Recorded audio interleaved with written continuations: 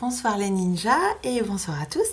Je suis sur ma vidéo 29 du défi de Yannick Alain impactant en 30 jours.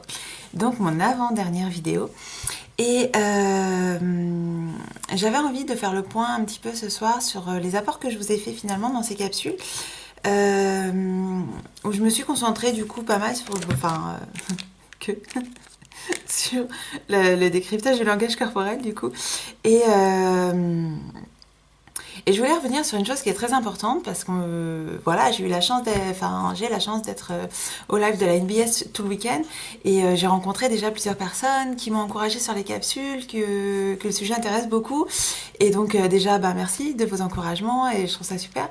Et ça me fait très plaisir. Et surtout, une question qui revient souvent, ça va être à propos du mensonge, en fait. Le décryptage du langage corporel, c'est...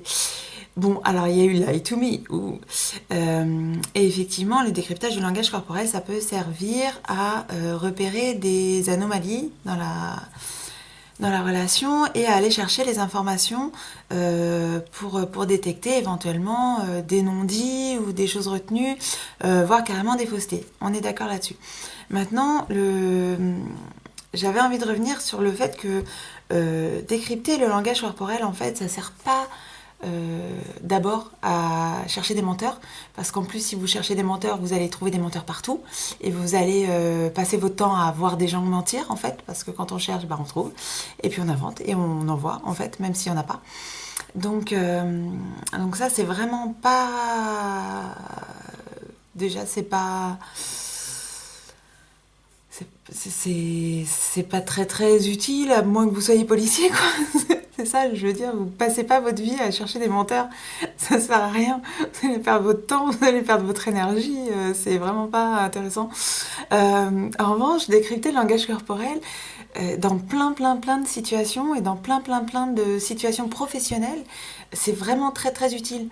Moi, je m'en sers comme d'un outil en formation ou en accompagnement.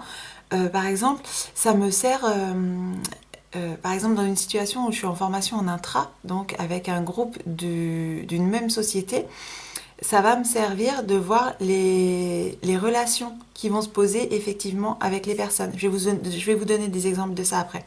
Parce que moi, c'est ce que je vis, c'est ce que j'ai vécu, par exemple. Donc, ça peut me permettre de, sans poser de questions, parce qu'en posant des questions, je peux avoir des réponses qui vont être biaisées, mais juste par l'observation, en fait, de voir les relations entre deux personnes. Donc ça, je vais y revenir après. Ça peut servir aussi, par exemple, en thérapie, dans la thérapie de couple, de voir, en fait, la relation des deux personnes physiquement, comment elles se comportent l'une par rapport à l'autre. Ça peut servir à l'école pour voir au niveau des apprentissages, ce qui est reçu, ce qui n'est pas reçu.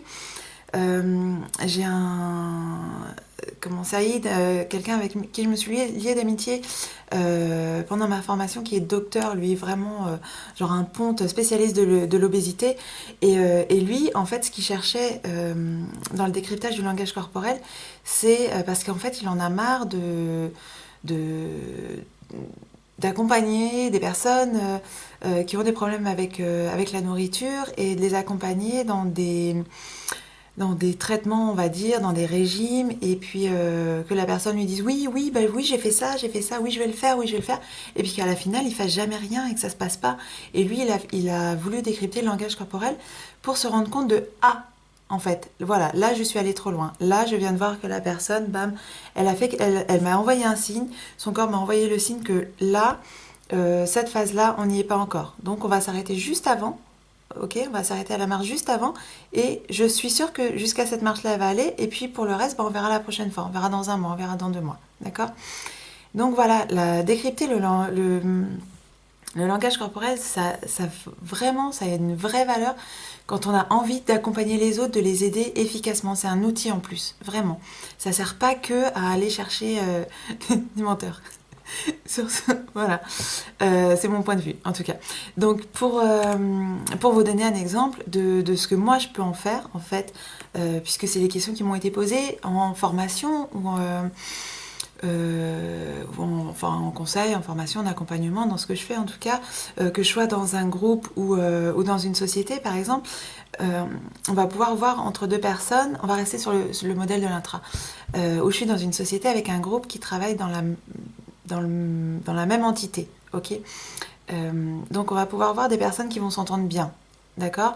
Comment on va voir? C'est que les deux personnes en présence, elles vont avoir des gestes normaux. Elles vont être ni tendues, ni complètement atone, enfin ni désengagées dans la relation, elles vont juste être là, bien. Et en fait, donc ça veut dire que par exemple qu'elles vont avoir les épaules détendues, elles vont avoir enfin basse quoi, elles vont avoir des contacts visuels, elles vont pas avoir des gestes forcés, elles vont avoir pas des gestes non plus trop symétriques, parce que quand c'est symétrique, ça veut dire qu'il y a un peu de stratégie derrière aussi, notre cerveau est occupé à autre chose. Donc elles vont avoir des gestes normaux en fait. Et c'est normal aussi d'avoir des gestes. Et on va pas analyser chaque geste en fait. Donc ça reste du normal. Il va y avoir au niveau de leurs yeux, il va y avoir des clignements qui vont être naturels, qui vont ni être absents, ni être trop présents. Et puis les sourires, il va y avoir des bouches qui vont être détendues en fait, sans sourire crispé ou sans avoir les commissures qui retombent par exemple. Euh, je me marre parce qu'en fait, je pense à des situations où on peut voir aussi, on peut voir aussi des situations où les personnes sont vraiment proches.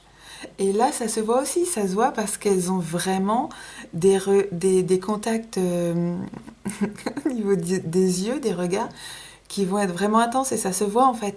Des sourires qui vont... Alors le vrai sourire, il se voit parce qu'il se voit avec les yeux, ok. Un vrai sourire, en fait, ça va créer des rides là au niveau des yeux. Un faux sourire, ça va juste s'arrêter là, et puis un faux sourire, ça va retomber tout de suite. Un vrai sourire, il y a un temps qui va repositionner les lèvres normalement à leur place. Un faux sourire, ça revient tout de suite, ok. Donc ça, c'est la différence vrai sourire, faux sourire.